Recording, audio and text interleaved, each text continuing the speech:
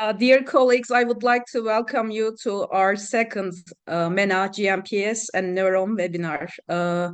My name is Doğa Vurallı. I'm an associate professor of neurology at Gazi University, Ankara, Turkey. We will have two guest speakers today. My co-host, Professor Esme Kizoğlu, will introduce our first speaker. Um, Welcome all to our second webinar, and thank you, Doa, for the speech. And it's my pleasure to introduce Mona Hussein, Assistant Professor of Neurology at Beni Suef University, Egypt.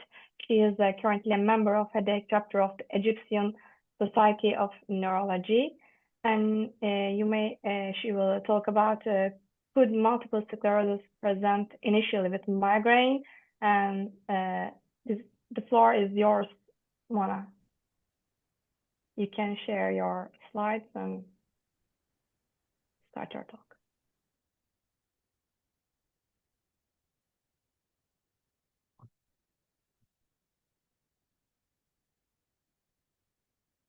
Thank you all. I would like to thank my dear professor, Dr. Abra Hassan, for his continuous support to me and for giving me the chance to participate in this webinar. I will start my case presentation now. Nisma, female patient, 31 years old. She had uneventful past medical history. Since early childhood, she had repeated attacks of headache lasting from 6 to 24 hours. The headache was unilateral, pulsating, associated with vomiting and photophobia. She gave a history of recurrent facial numbness. She was on no prophylactic treatment due to low frequency of headache attacks. However, 2 months ago, frequency, duration, and severity of headache attacks increased remarkably. There was severe dizziness, blurred vision, harting skull.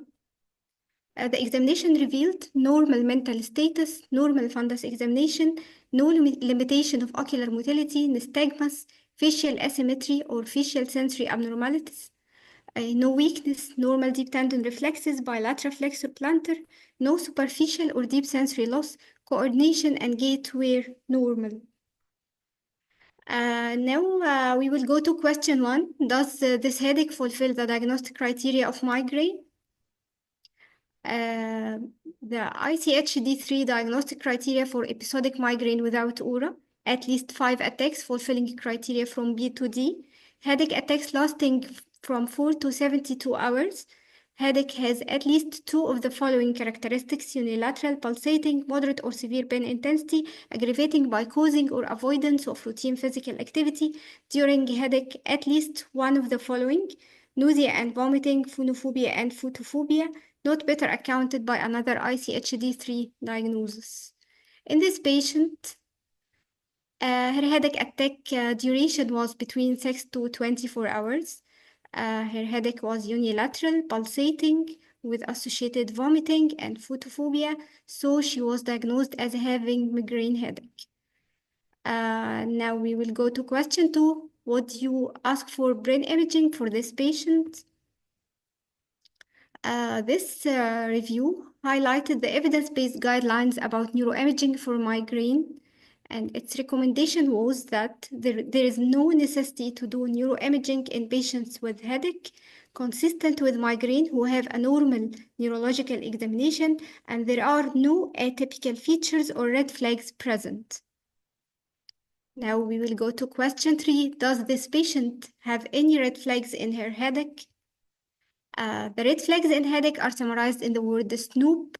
S for systemic signs and symptoms, N for neurological symptoms, O for sudden onset, O for elder, P for progressive, P for pregnancy, positional change, precipitators, and papilledema. The red flags of headache in this patient were recurrent facial numbness, vertigo, blurred vision, progression of headache frequency and severity. So brain imaging was requested for this patient. This is the brain imaging of the patient. It revealed the periaqueductal pontine lesion. So question 4 was, what are the investigations you have to do for this patient? Our differential diagnosis was MS, NMO, Behcet, vasculitis, sarcoidosis, lymphoma. So the following investigations were done: MRI cervicodorsal, oligoclonal bends and aquaporin 4, pathology test, autoimmune profile, CT chest and angiotensin converting enzyme level, lymphoma workup. Surprisingly, all the requested investigations were negative. Because this case was before the emergence of the new McDonald's criteria, we are now planning to repeat the brain imaging on MRI with a higher magnetic field to search for paramagnetic rim lesion and central venous sign, ask for kappa-free light chain. Now we will go to the discussion of the case. It will be presented by my dear Professor Dr. Amr Hassan. Thank you for your attention.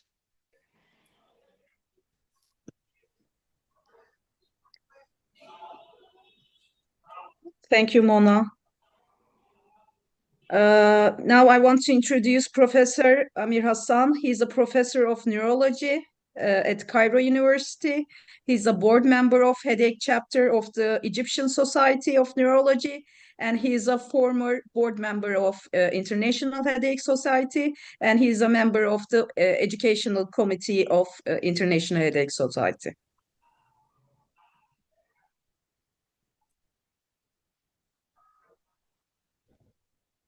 Amir, could you share your slides, please? Thank you. Can you see my presentation now? Yes, we can see your slides. Yeah. Thank you, Olga, for the very nice introduction, and many thanks for the MENA Headache Society for organizing this important webinar in association with the GMPS. And I'd like to thank Professor Aynur Ozgi, the head of the MENA Headache Society, for this scientific activity, and of course I'd like to thank Professor Esma Ikizoglu for chairing this and moderating this webinar. Thank you, Mona, for the very nice case, and I would like to highlight some of the important discussions related to this case.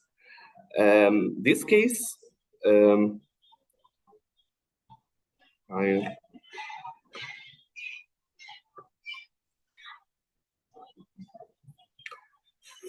this case enhanced the connection between migraine and multiple sclerosis. And for us, this connection might be not that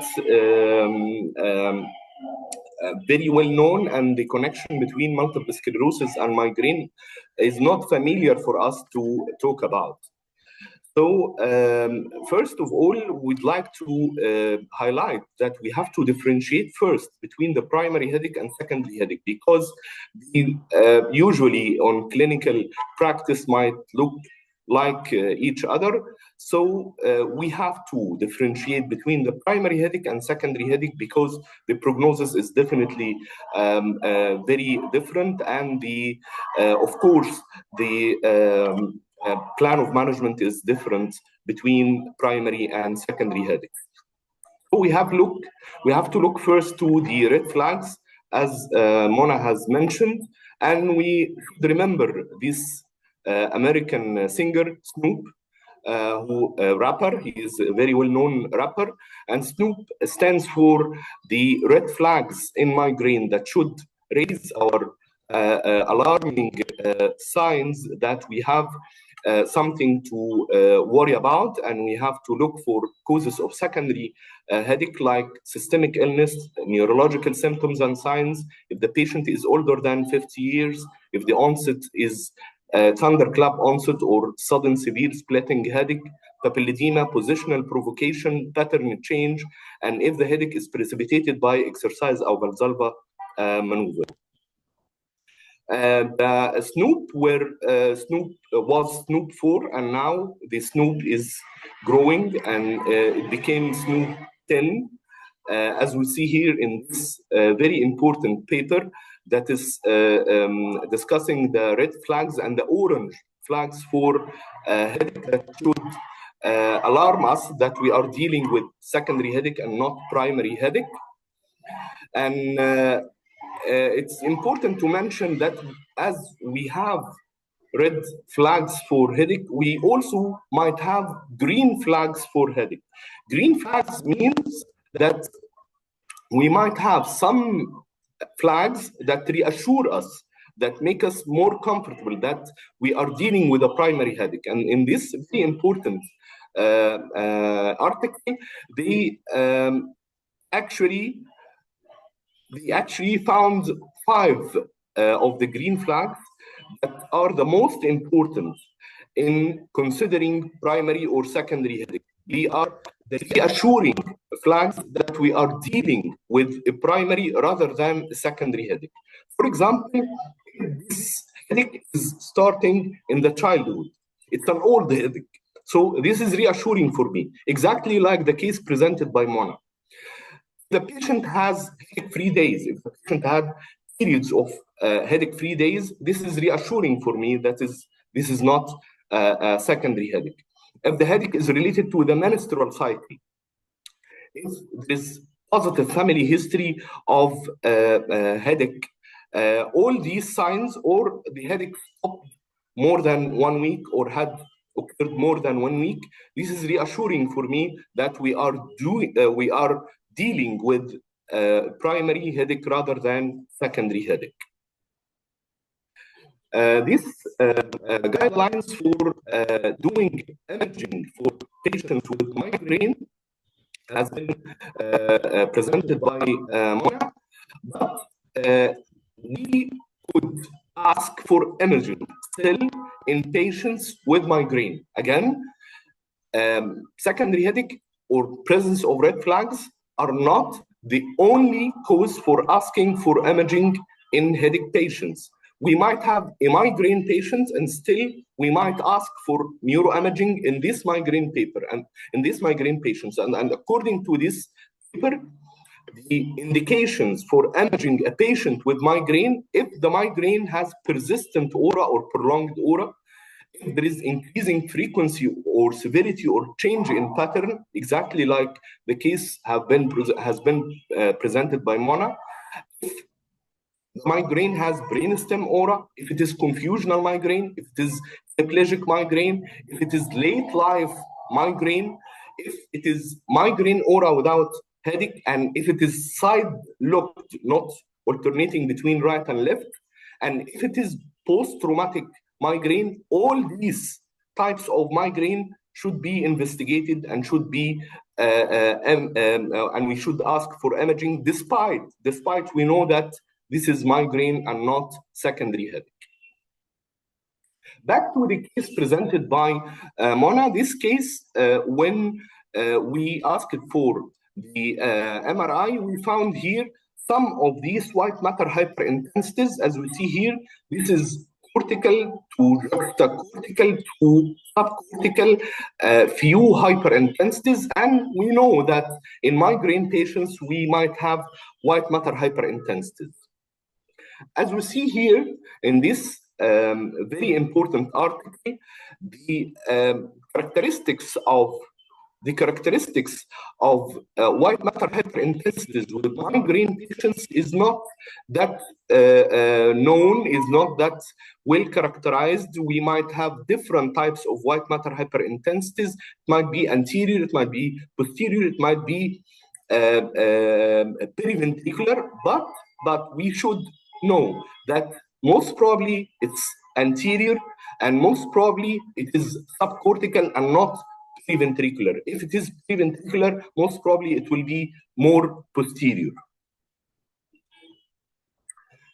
Back to the case, we found also in the case these 2 lesions. We found here a lesion in the cerebellopontine junction, and here we found in the temporal pole we have another lesion. And these lesions are not typical for migraine. We know that migraine has no typical lesions, but this is not the type of lesions we might see or the white matter hyperintensities we usually see in patients with migraine. If we go to the types of white matter hyperintensities commonly found in migraine patients, we find here that most probably it is in the frontal lobe, sometimes in the parietal lobe, and rarely in the temporal and occipital lobe. And we have here a lesion in the temporal lobe. Again, most of these lesions are subcortical, 83%. Very little preventricular and very little infratentorial. So we have here an infratentorial lesion and we have here temporal lobe lesion. So this is not very common for migraine patients to have these types and these sites of white matter hyperintensities. That's why we thought about the differential diagnosis that has been mentioned by Mona. And if we look to the literature about the brainstem lesions that might be found in migraine, we find that these lesions are usually central lesions because it is more of an ischemic, more of a vascular lesions. That's why it is not peripheral lesions, it's not periventricular lesions. It's usually central lesions, might be bilateral symmetrical lesions like these lesions, or it could be bilateral and confluent like these lesions. So in migraine patients, we might have brainstem lesions, but it's usually central and not that eccentric and peripheral like our case. Here also, we can find some cerebellar lesions. This is, as I have mentioned, this is rare in migraine patients. However, we might see also white matter hyperintensities in the cerebellar hemispheres. Despite this is very rare, but it could happen.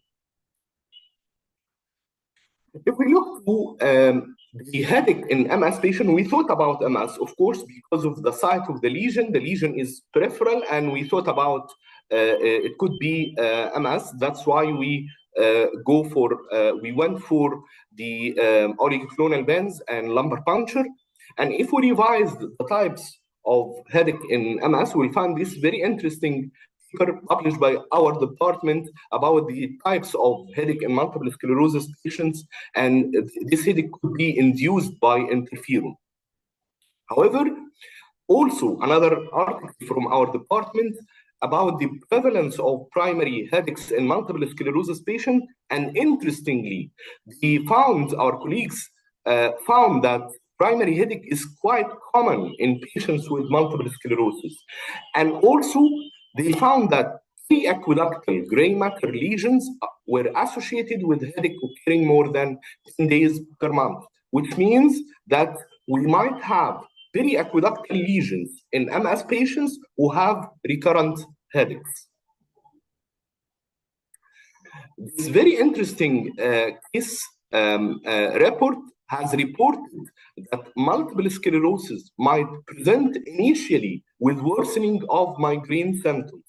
If you remember the case presented by Mona has said that the trigger for us to do an imaging for this patient, that the patient had increased frequency and worsening of the severity and frequency and duration of her migraine. That's why we thought about another pathology like multiple sclerosis. And as we see here in this case report, multiple sclerosis might present initially with worsening of the migraine symptoms. That's why we asked for MRI cervical spine, and we found that the MRI cervical spine was completely unremarkable. And we also asked for CSF and oligoclonal bands, and they were negative. So we thought about the RIS. Could be RIS, radiologically isolated syndrome. As we know that radiologically isolated syndrome is a patient who is presenting with an imaging that is typical of MS, but clinically they don't have any manifestations of multiple sclerosis. So you look to the image, you think about this is multiple sclerosis imaging. However, the patient doesn't have any manifestations of multiple sclerosis. Those patients should be differentiated from migraine patients or patients with non-specific white matter abnormalities or patients with vasculopathy or patients with genetic disorder. And if we look here to the McDonald's criteria 2024 that have been released a couple of months ago, we find that in the new criteria, we can diagnose patients who are presenting with the radiologically isolated syndrome. We can diagnose them with multiple sclerosis despite they don't have any manifestations of multiple sclerosis. Based on if we confirm that we have dissemination in time and dissemination in space in 2 of the 5 spaces, plus dissemination in time, we can diagnose multiple sclerosis despite the absence of manifestations. And here in our patient, we don't have manifestations suggestive of multiple sclerosis apart from the recurrent dizziness or vertigo that could be related to multiple sclerosis, that could be related to migraine itself, because migraine could present with dizziness and vertigo. So we have to prove that the patient has dissemination in time either by having a new T2 lesion in the follow-up MRI or having a contrast-enhancing lesion in the baseline MRI scan. And in this patient, we just have one image. There is no follow-up image, and we don't have contrast-enhancing lesion, so we couldn't confirm the presence of dissemination in time. So this patient has only one lesion in the periventricular infratentorial lesion, and the other one is the temporal one is not in the typical sites of multiple sclerosis. So we don't have dissemination in space because we have just one lesion in the typical places, and we don't have also dissemination in time. That's why we went to oligoclonal bands, and the oligoclonal bands here were negative. And according to the new McDonald's criteria 2024, we can go for the positive, the kappa-free light chain, but at the time of assessment of this patient, the McDonald's criteria 2024 haven't been released yet. So also we have an option, another option in McDonald's criteria 2024 is to prove that the patient has 6 central vein sign lesions. We cannot prove this because the patient has only one lesion or 2 lesions, so we cannot count 6 lesions because all of the lesions are just 2. So we have another 5th topography in McDonald's criteria 2024, which is the optic nerve. We know that we have the juxtacortical, the ventricular, the infratentorial, and the spinal cord. And in 2024, the optic nerve has been added as a 5th topography. So we have now not only 4 spaces to prove dissemination in space, we have 5 topographies, including the optic nerve. So in our case, we have dissemination in space just in one space. And we don't have dissemination in time so far because we don't have positive oligoclonal bands. We didn't do kappa-free light chain. We didn't do the central vein sign. So we can here look for another space, to prove that the patient has 2 spaces. And this can be done by the VEP or OCT or dedicated MRI orbit to see a lesion here in the optic nerve. If we prove that any of these investigations is positive, so we'll have dissemination in space in 2 spaces. not just one, or in 2 topographies, not just one. So we'll be here just missing the dissemination in time, because we have dissemination in space, but we don't have dissemination in time. We need to prove dissemination in time. So we have to do follow-up imaging, or to do the positive kappa-free light chain from the CSF to prove that the patient has dissemination in time. However, if we look meticulously to this lesion, we find that this lesion look like most lesions of the NMO. And if we look here to the diagnostic criteria of neuromyelitis optica, we'll find that we might have lesions in the area postrema syndrome. And as we see here, we should have long, extensive transverse myelitis in the spinal cord and long, extensive lesion in the optic nerve, just to prove that this patient has neuromyelitis optica. And if we look here to the typical lesions affecting the dorsal medulla in the NMO, these are the typical lesions. It might affect here the dorsal medulla, it might affect the ependymal surface of the fourth ventricle, it might affect the thalamus, the hypothalamus, and here, as we see, the area postrema.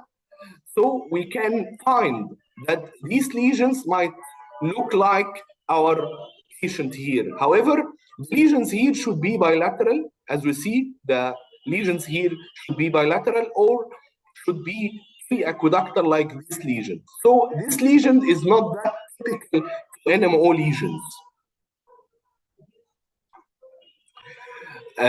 So the question now, could it be any other autoimmune disorder rather than multiple sclerosis or NMO? Because in NMO, we didn't find the typical radiological presentation and the aquaporin 4 was negative. Could it be other autoimmune disorder? We know that Behçet disease is a Turkish disease. It has been described firstly by Professor Hulusi Behçet from Turkey. He's a Turkish dermatologist. And as we know that Behçet might come with brainstem lesions like our patient. However, again, the lesions are usually central lesions and not peripheral lesions. As we see here that in Behçet disease, headache is a very prominent and very prevalent manifestation. And the incidence of headache in Behçet is around 30% of cases, but actually, usually it is tension type headache and not migraine. And we see here, these are the typical brainstem lesions associated with Behçet. It affect the whole brainstem or the central brainstem and not that peripheral as in our case. And also we should remember that we should have orogenital ulcers, and these are the diagnostic criteria for diagnosing Behçet disease. And when we asked about all of these manifestations, we didn't find any of them affecting the patient. Also, we thought about the APS, the antiphospholipid syndrome. And as we see here, the antiphospholipid syndrome might present with white matter hyperintensities that could be very similar and very similar, and it could be very similar to MS lesions, and it could be also very similar to other autoimmune disorders, because it could be periventricular, it could be subcortical, and it could be cortical as well. Again, the patients with antiphospholipid syndrome might present with migraine. Migraine is one of the cardinal manifestations and one of the important manifestations of antiphospholipid syndrome. And surprisingly and interestingly, we find that patients with migraine might have high prevalence of antiphospholipid antibody, and this is very important because we might have patients who don't have antiphospholipid syndrome. However, they might have antiphospholipid antibodies associated with their migraines. We shouldn't diagnose them as antiphospholipid syndrome just based on the antiphospholipid antibodies. However, the presence of antiphospholipid syndrome might increase the risk for developing migraine. Also, we shouldn't forget the incidental findings. It could be an incidental findings. Sometimes we have like these lesions in the brainstem. We might have accidentally some of the capillary pontine telangiectasia. So the differential diagnosis of having white matter hyperintensities in the MRI is very wide. As we see here, we have like 20 important causes of having white matter hyperintensities in the MRI. Age-related, it could be age-related. I'm not talking about this patient. I'm talking about the general differential diagnosis of white matter hyperintensities in MRI. It could be related to age. It could be ADEM, CNS vasculitis, Behçet, Sjögren, sarcoidosis, metastasis, CADASIL, Binswanger disease. Could be migraine, like our case. Could be cerebrovascular, PML, inherited, lymphoma, Lyme disease, HTLV, CNS, lupus, or antiphospholipid. So here we have to look to the gap, and we have to mind the gap between MS and migraine. Thank you. Thank you very much, Professor Hassan. We can start the discussion. Yeah. Thank you very much. It was a very instructive talk, and you summarized very well all types of conditions, and also you mentioned different perspectives of these conditions. And yep, we have a couple of questions in the chat box. Let me start with the first one. Were the tests sent from the blood or CSF, and was anti-MOG antibodies were checked?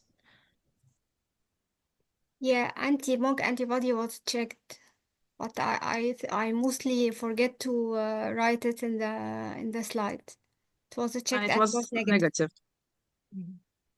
And also, yeah, one question from Dr. Nermin Tepe. She's also MS specialist, associate professor of neurology at Balıkesir University. Maybe you may open your video and ask your question. Hi, welcome. Hi. Nermin. Thank you.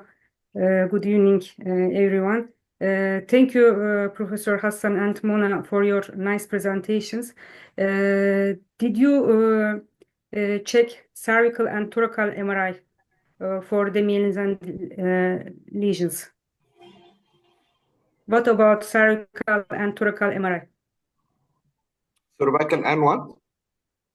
Cervical and thoracal MRI. Yeah, we did cervical MRI and it was normal, but we didn't check the dorsal MRI because it's not routine in checking or screening demyelinating lesions. But we didn't find anything in the cervical MRI. Okay, what about visual evoked potentials? Yes, evoked potentials here would be important after McDonald's criteria 2024, because if we add another space, found that BEP is abnormal, it could add another topography. So we'll have two topographies, the infratentorial topography and the optic nerve as well.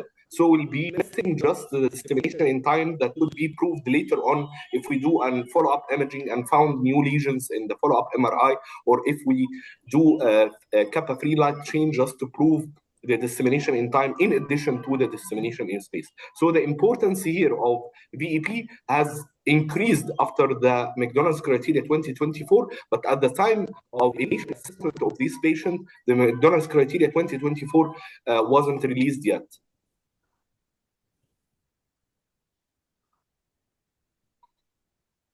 We have another question from Associate Professor Bilge Piri Çınar. Maybe she can join us now and ask her question. Professor Çınar.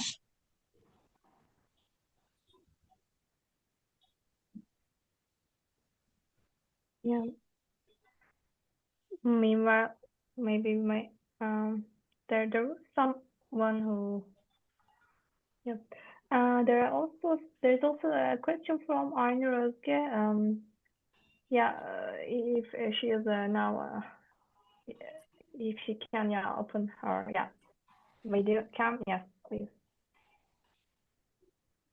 First of all, thanks to everyone, this great case and great lecture, and I am happy to meet each of you here. And my question is there any practical clues for our young attendees listening us, dear Amir and dear Mona?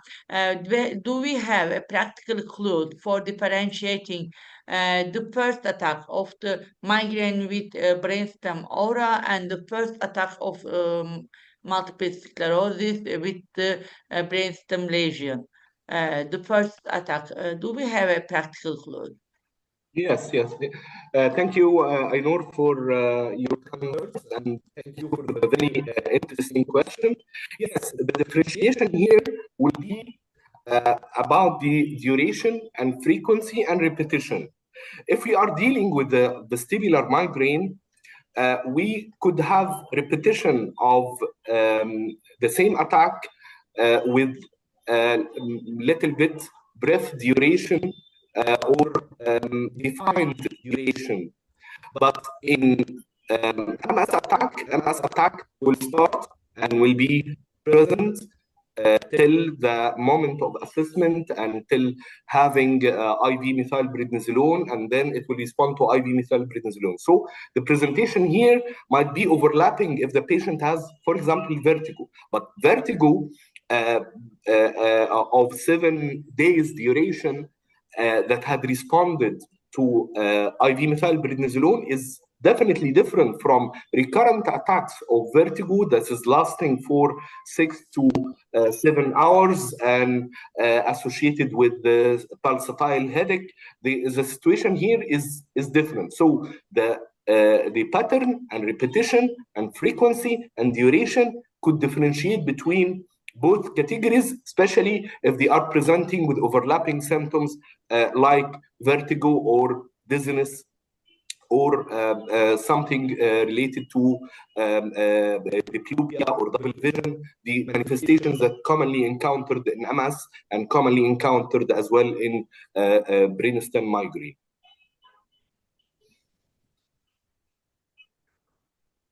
We have another question, I think.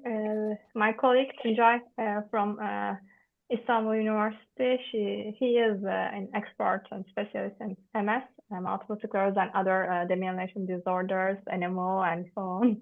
Welcome, Tuncay. Oh, thank you, Esme. But I think Bilge is waiting for a question. Yeah, maybe. You can go on, Tuncay. You can go on, of course. I'm waiting. Okay, thank Again.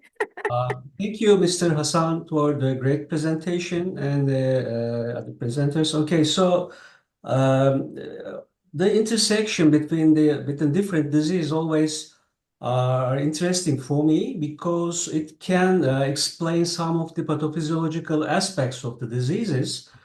Therefore, do we have an insight for the increased frequency of migraine in MS and the pathophysiological aspects? For example, in one of your study, you mentioned that increased migrainiers have a greater lesion load in the periaqueductal gray matter. So do we have an explanation for the increased frequency? For example, inflammation or just neuroanatomical explanation or just simply stress? Okay, thank you so much for a very interesting question.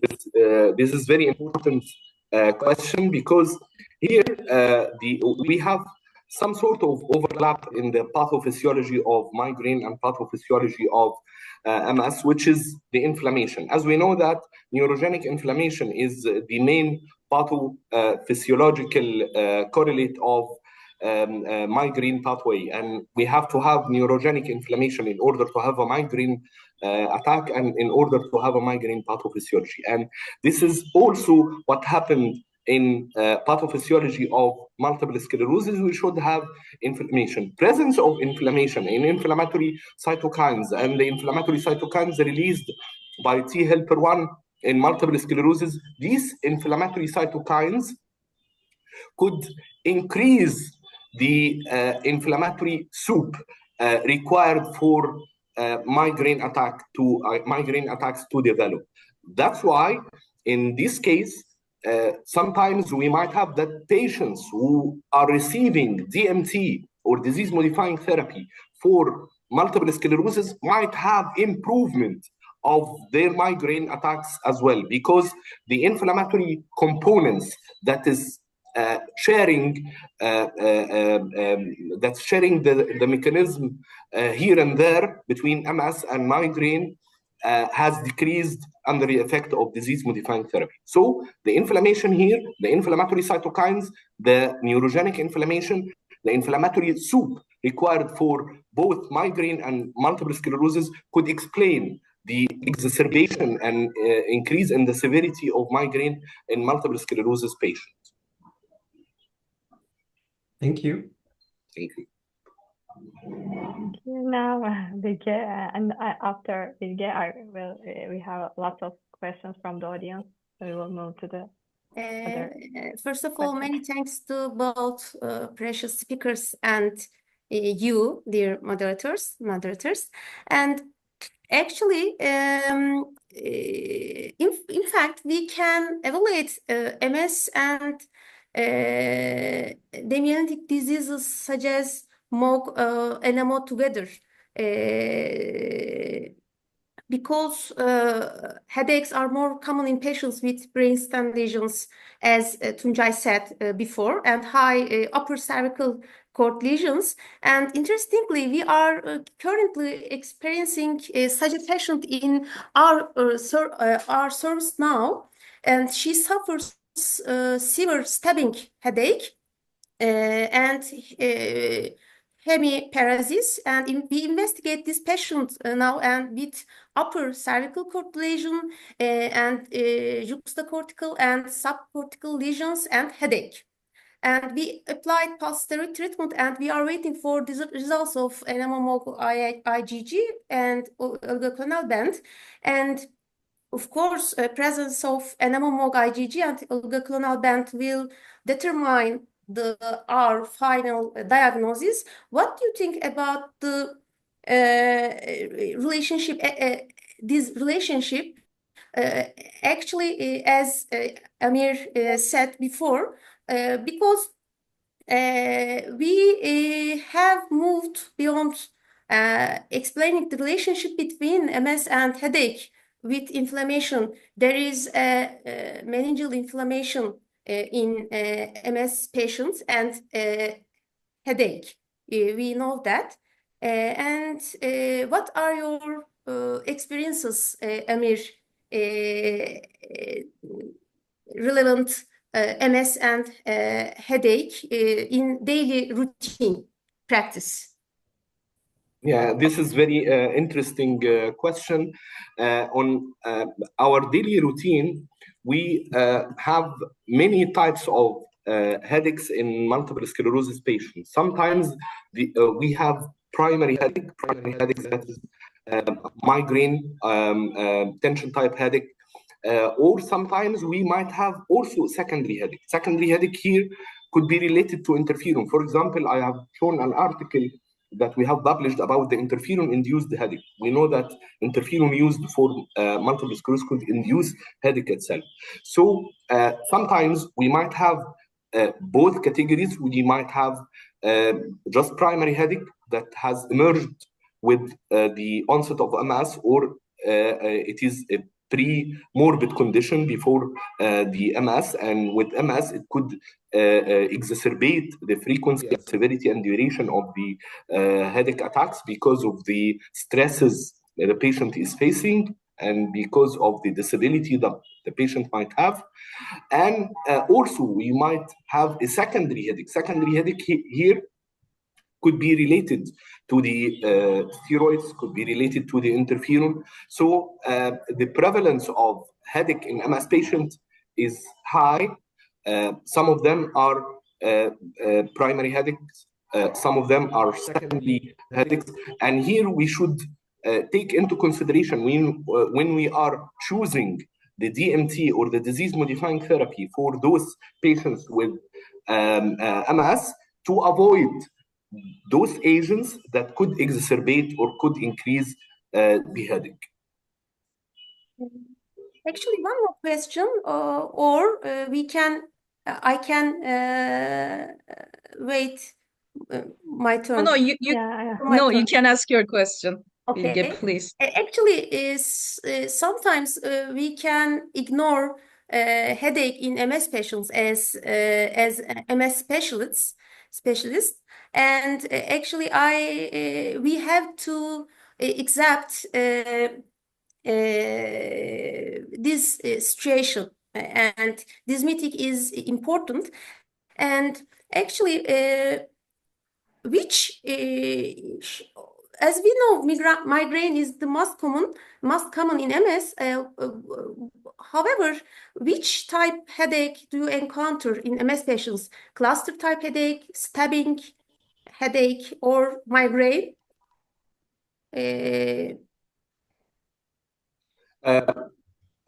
According to the literature and according to the article published by our colleagues from Cairo University, they found that the tension type headache was the most prevalent among patients with MS. However, still the second most common type of headache was migraine. So I think here you highlighted very important issue that sometimes we are, as neurologists, might focus on the disability, on the physical disability, and on the visual complaints and the catastrophic lesions of multiple sclerosis, and we might, as you have mentioned, ignore the headache. And here we should highlight this, because sometimes the headache could be very disabling for the patient as equal as the physical disability. Thank you. Thank you. Thank you. We have two more questions from the audience. One question is from Professor Tarek Rage. He asks about the risk of cerebrovascular disease in migraine patients. Thank you, Professor Tarek. Professor Tarek is a very prominent neurologist from Asyut University, Egypt. And thank you for attending the webinar. Professor Tarek has asked a very important question about the risk of CVS in migraine patients. And we know that the risk of CVS increased in migraine patients, especially those patients with migraine with aura. So migraine with aura is a risk factor for developing CVS. Patients with prolonged aura as well could be at risk of having CVS. And as we know that one of the diagnostic criteria that has been described in the International Classification of Headache Disorder is the migraine complications like migrainous infarction. And the migrainous infarction could be differentiated from patients with prolonged aura, because the difference between two is having a lesion in the MRI. So in patients with prolonged aura or prolonged manifestations of aura, we have to do imaging, as I have mentioned in the criteria for imaging patients with migraine, to exclude that this patient has migrainous infarction, because the difference between prolonged aura and migrainous infarction is having a lesion in the MRI. So for a patient with prolonged aura, we have to look for MRI, because we might have a stroke or migrainous infarction. And we have last question from Ayan Nasrallah. Can we differentiate vestibular migraine and vertigo attacks in multiple sclerosis apart from MRI lesions?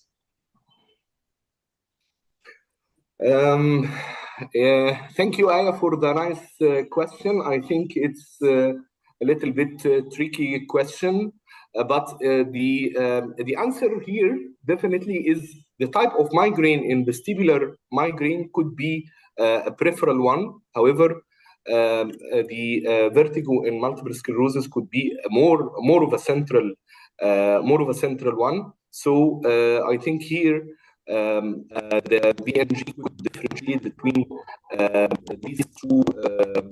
these two entities. However, again, you should also look for the rest of the criteria, because you will be, again, as I've mentioned in my answer to Professor Aynur, you have to look for the duration, for the frequency, for the stereotypy of the attacks. You have to look for all these. If you have patients with recurrent attacks of breath migraine that last for hours or 1 day, for example, and it is recurrent, and in between the patient is completely normal, this is more into vestibular migraine. However, if you find the patient who is complaining of 7 or 2 weeks duration of non-stop vertigo, you should here think more of a central lesion like multiple sclerosis. More questions are coming. About anti-CGRP use. Using anti-CGRPs with disease modifying drugs, is there a problem? Thank you for your question, Ahmed. This is very interesting question. This point hasn't been studied in the literature. To the best of my knowledge, I don't think that we have a study for this, but on theoretical basis, there is no contraindication for using anti-CGRP in MS patients.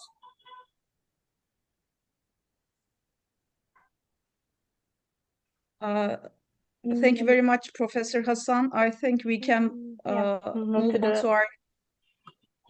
Yeah, please, Esme. Yeah, now we move to the third part of this webinar. And I would like to invite again Dr. Mona Hussein for her talk, Validation of Headache Questionnaires. Dear Mona. Okay. You may share your screen and go. Thank you all.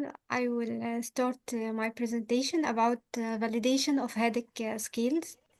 My agenda is why should we cross-culturally validate scales, statistical steps for validating a scale into a target language, highlights on the Arabic validation of 2 headache scales. Why should we cross-culturally validate scales? First, to suit the patient's cultural, linguistic, and ethnic background, and to provide more precise assessment of the patient's clinical condition, and to deliver the best quality care for the patients. There are some statistical steps for validating a scale. Step 1, forward and backward translation of the original instrument into the target language. Step 2, assessment of the reliability of the test through measuring internal consistency of the scale items using Cronbach alpha.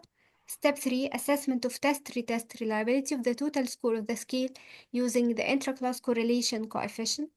Step 4, assessment of the convergent validity between the scale and the other validated reference scale used in the study using Pearson or Spearman's through correlation coefficient. Step 5, assessment of the construct validity of the scale using explanatory factor analysis. Step 6, assessment of ceiling and floor effect of the scale based on the percentage of patients who achieved the worst or best total scores. Here are some scales that are used for headache assessment. There are too many scales. I will focus on Arabic validation of 2 scales. These 2 scales were considered one of our newest publications in headache. We have recently published these 2 scales, the Arabic validation of these 2 scales. The first one was about Arabic validation of the headache impact test. The aim of our work was to assess the reliability and validity of the Arabic version of headache impact test in measuring the impact of headache in Arabic-speaking patients experiencing migraine. The second aim was to study the sensitivity of the headache impact test to change in headache-related disability following preventive therapy. We performed forward and backward translation of the headache impact test into Arabic language. We used the Arabic version of MEDAS as a reference scale. We included the patients with episodic and chronic migraine for at least 3 months. The patient should be indicated for receiving migraine preventive therapy. The included center were Bani Suef University Hospital in Egypt, Qasr Al Aini Hospital in Egypt, Muhira Hospital in Kingdom of Saudi Arabia, Asir Central Hospital in Kingdom of Saudi Arabia. The study included 145 patients at visit 1. We performed initial assessment of the patient, including headache impact test, MEDAS, and we initiated the preventive therapy.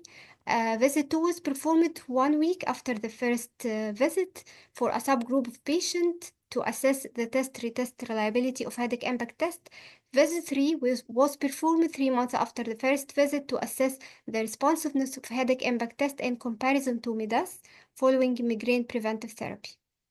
Our results revealed that Cronbach alpha was 0.91 and intraclass correlation coefficient was 0.96, and this indicates excellent reliability of the test.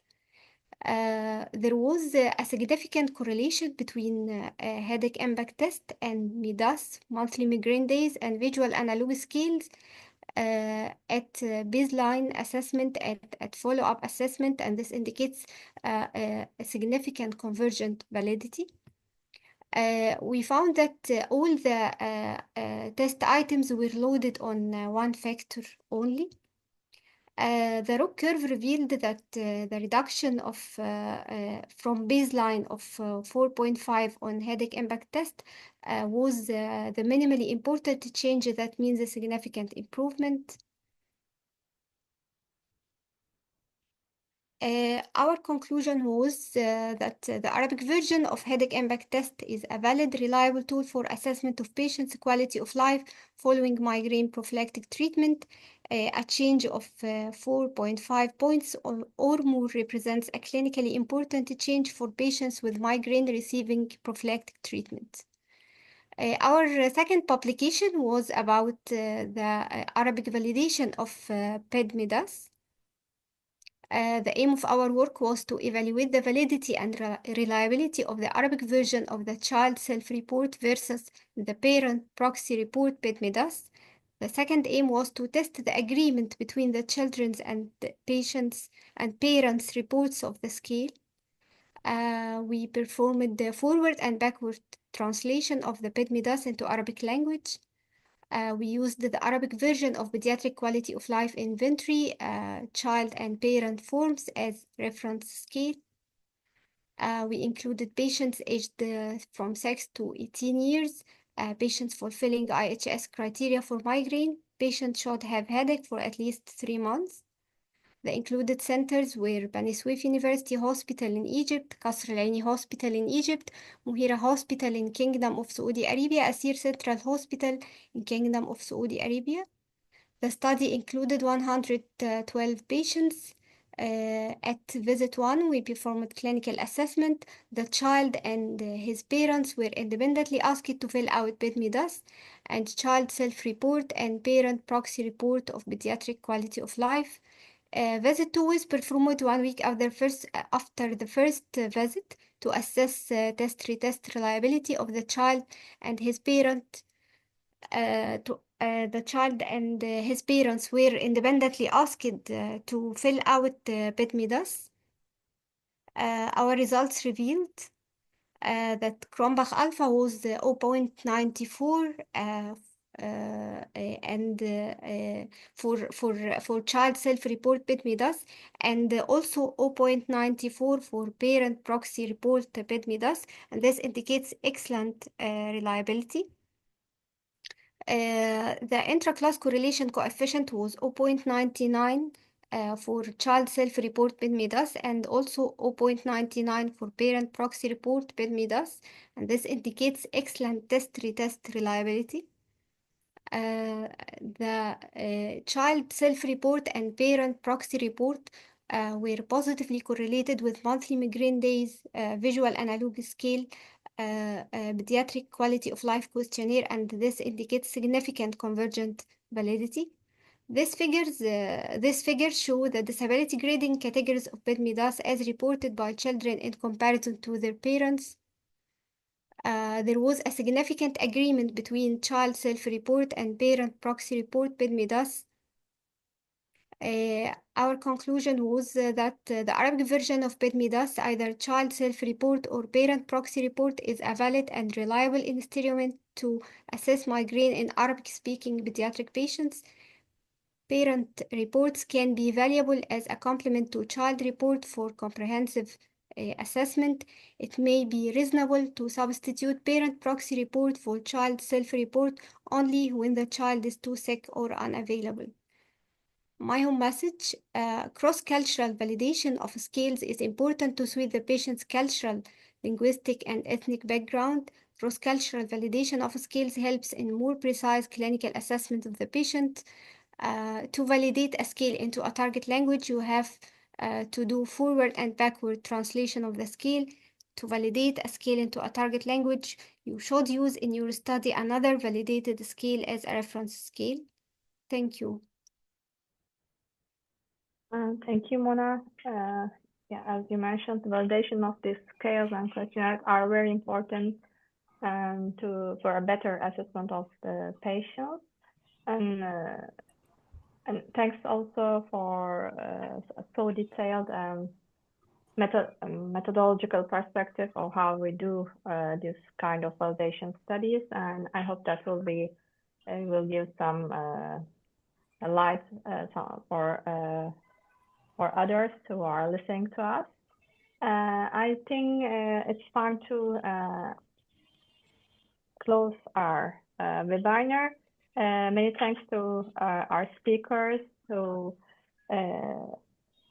talk about very important comorbid disorders. Let me summarize. We need to pay attention to the red flags, even the patients fulfill the migraine criteria, and what to do when we see some white matter hyperintensity in MRI. It's very important that white matter hyperintensity in migraine are localized in the frontal or parietal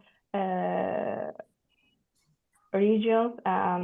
They are much more subcortical localized, but if this is the infratentorial lesion or temporally localized lesion, we should perform further imaging and further tests to diagnose to see if there is another pathology underlying in this patient, because there are a variety and lots of disorders, diseases that are in the differential diagnosis. And I give my word to Doğa. I want to thank everyone for their participation, especially to our guest speakers, Professor Dr. Amir Hassan and Professor Dr. Mona Hüseyin. We would like to see you in our next MENA Headache, GMPS and Neuro webinar. Maybe Professor Özge, we can take a photo. If everyone can open their cameras. Would you please allow all to open their cameras?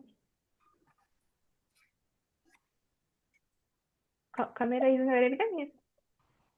Herkese.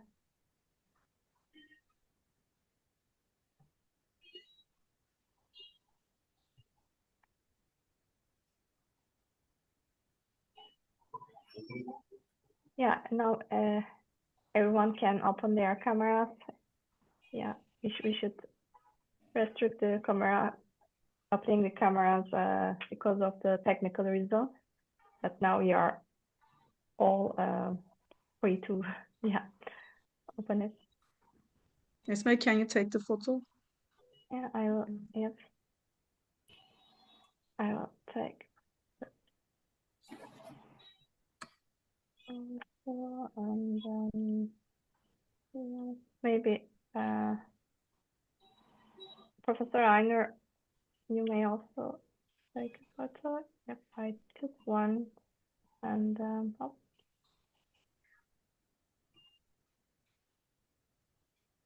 It was amazing lecture. It was amazing meeting. Thanks for each of you. Thanks. Thank you, Aynur. Thank you, our great leader. This very important initiative and this very important scientific activity is due to your great vision, is due to your great effort, continuous effort. Thank you, Isma. Thank you, Doga, for the great moderation. You were very great. The questions were a lot, and you tackled all the important questions. And thank you, my dear friend and colleague, Dr. Mona Hussein, for the great presentation. And we'll be waiting for more and more scientific activity to come during 2025, sorry. We are very lucky to have each of you, dear friends, each of you. And Esme, Doa, and our young colleagues, everybody, and Mona, you are awesome. Thank you. Thank you, dear professor. Thank